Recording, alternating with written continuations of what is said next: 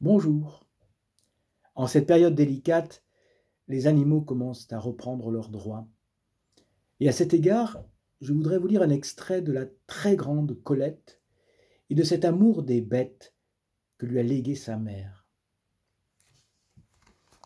À 16 ans, revenant épuisé après une quinzaine de théâtres, de musées, de magasins, je rapporte parmi des souvenirs de coquetterie, de gourmandise, mêlés à des regrets, à des espoirs, à des mépris aussi fougueux, aussi candides et dégingandés que moi-même, l'étonnement, la version mélancolique de ce que je nommais les maisons sans bêtes. Ces cubes sans jardin, ces logis sans fleurs, où nul chat ne miaule derrière la porte de la salle à manger, où l'on n'écrase pas devant la cheminée un coin du chien traînant comme un tapis. Ces appartements privés d'esprit familier, où la main, en quête de cordiales caresses, se heurte au marbre, au bois, au velours inanimé. Je l'ai quitté avec des sens affamés, le besoin véhément de toucher vivantes des toisons ou des feuilles, des plumes tièdes, l'émouvante humidité des fleurs. Comme si je les découvrais ensemble, je saluais inséparables ma mère, le jardin et la ronde des bêtes. L'heure de mon retour était justement celle de l'arrosage, et je chéris encore cette 6e heure du soir, l'arrosoir vert qui mouillait la robe de satinette bleue, la vigoureuse odeur de l'humus, la lumière déclinante qui s'attachait, rose, à la page blanche d'un livre oublié, aux blanches corolles du tabac blanc, aux taches blanches de la chatte, dans une corbeille. Nonoche, aux 3 couleurs, avait enfanté l'avant-veille Bijou, sa fille, la nuit d'après. Quant à Musette, la havanaise, intarissable en bâtard, va voir Minet Chéri, le nourrisson de Musette.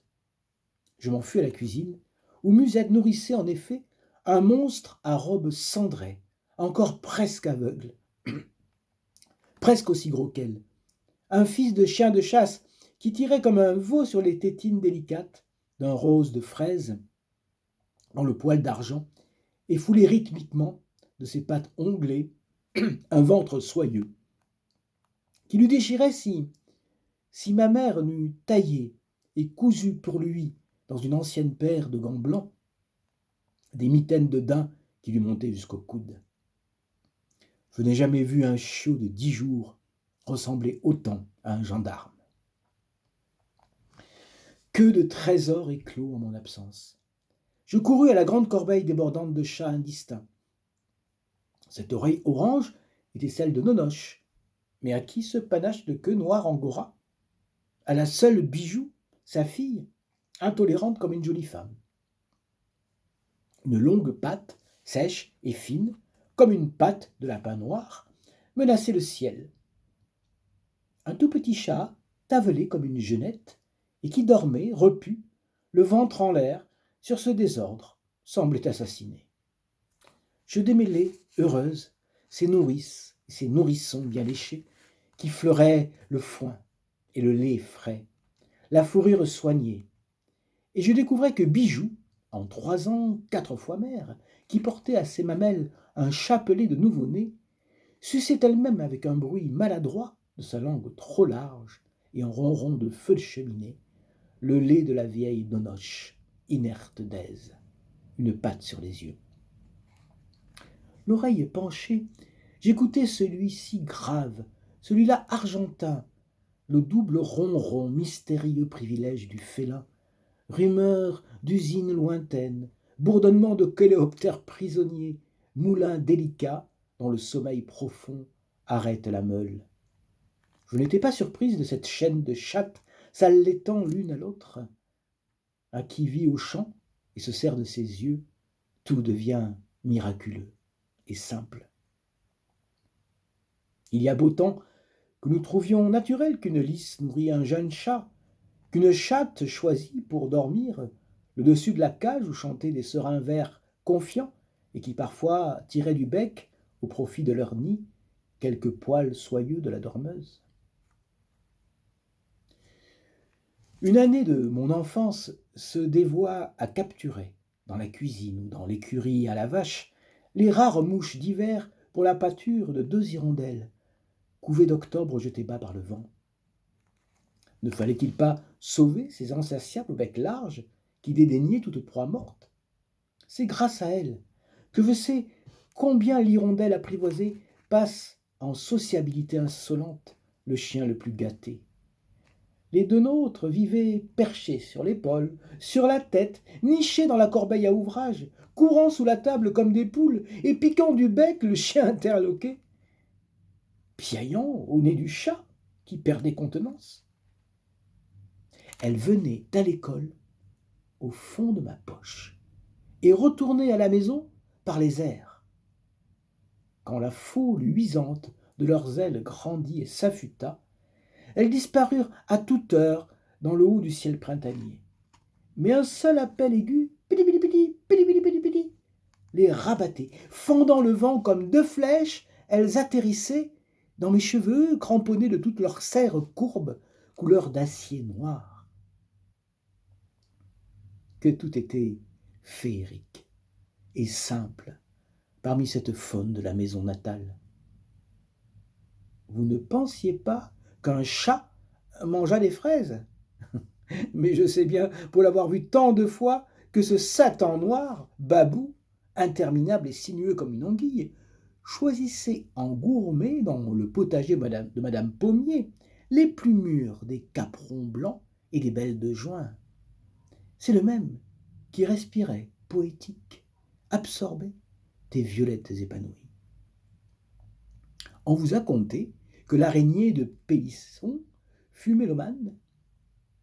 Ce n'est pas moi qui m'en ébahirai, mais je verserai ma mince contribution au trésor des connaissances humaines en mentionnant l'araignée que ma mère avait, comme disait papa, dans son plafond, cette même année qui fêta mon 16e printemps. Une belle araignée des jardins, ma foi, le ventre en gousse d'ail, barré d'une croix historiée. Elle dormait ou chassait, le jour, sur sa toile tendue au plafond de la chambre à coucher. La nuit, vers 3 heures, au moment où l'insomnie quotidienne rallumait la lampe, rouvrait le livre au chevet de ma mère, la grosse araignée s'éveillait aussi, prenait ses mesures d'arpenteur et quittait le plafond au bout d'un fil droit au-dessus de la veilleuse à huile où tiédissait toute la nuit un bol de chocolat.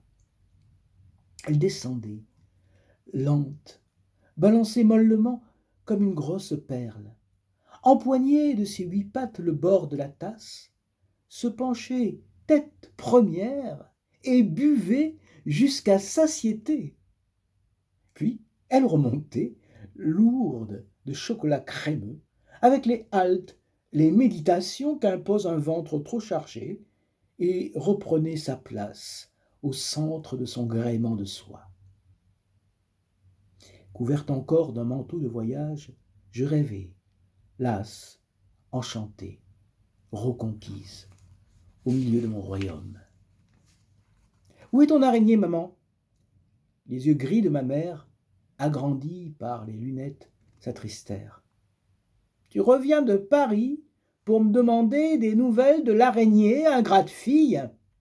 Je baissai le nez, maladroite à aimer, honteuse de ce que j'avais de plus pur.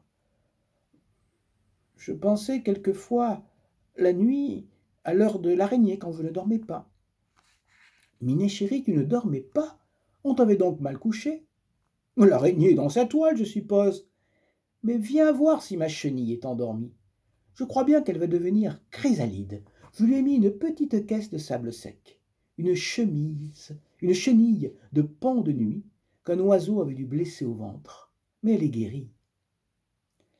La chenille dormait peut-être, moulée selon la courbe d'une branche de licier. Son ravage autour d'elle attestait sa force.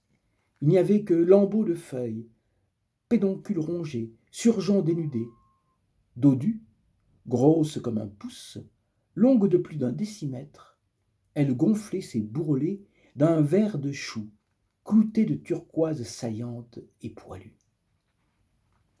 Je la détachai doucement, et elle se tordit coléreuse, montrant son ventre plus clair et toutes les petites pattes griffues qui se collèrent comme des ventouses à la branche où je la reposai. Maman, elle a tout dévoré! Les yeux gris derrière les lunettes allaient du lisier tondu à la chenille, de la chenille à moi, perplexe. Et qu'est-ce que j'y peux faire? D'ailleurs, le lisier qu'elle mange, tu sais, c'est lui qui étouffe le chèvrefeuille. Mais la chenille mangera aussi le chèvrefeuille. Je ne sais pas, mais que veux-tu que j'y fasse? Je ne peux pourtant pas la tuer, cette bête. Tout est encore devant mes yeux. Le jardin aux murs chauds, les dernières cerises sombres pendues à l'arbre, le ciel palmé de longues nuées roses, tout est sous mes doigts, révolte vigoureuse de la chenille, cuir épais et mouillé des feuilles d'hortensia, et la petite main durcie de ma mère.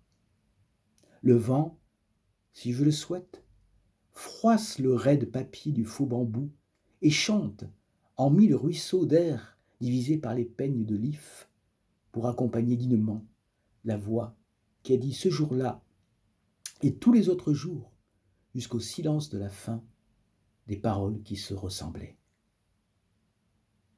Il faut soigner cet enfant. Ne peut-on sauver cette femme?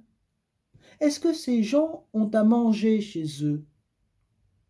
Je ne peux pourtant pas tuer cette bête.